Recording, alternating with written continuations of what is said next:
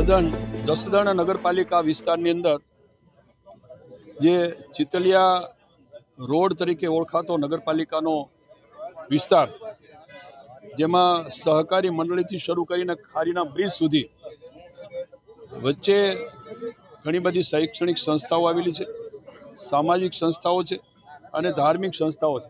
ટ્રાફિકની સમસ્યા ખૂબ રહેતી. આ વિસ્તારોની માંગણી ખૂબ લાંબા સમયથી હતી. તેને ધ્યાનમાં રાખીને આ રોડ આપણે વાઇડનિંગ સાથે લગભગ 3.5 કરોડ રૂપિયામાં મંજૂર કરાયો છે. એની આગળ વધીએ તો ખારીના બ્રિજ નામે જે ઓળખાય છે એ બ્રિજને પણ 3.25 કરોડ રૂપિયામાં એ બ્રિજ પણ મંજૂર કરાયો છે. આજે અમે આ ચિતલિયા રોડ એનું જે ભૂમિપૂજન કર્યું છે, સાથે સાથે જસદણ નગરપાલિકા વિસ્તારમાં બીજા પણ અનેક કામો કે કુલ 7 કરોડ ને 15 લાખ જેવી રકમના વિવિધ પ્રકલ્પોનું આજે અહીંયા ભૂમિપૂજન કર્યું છે.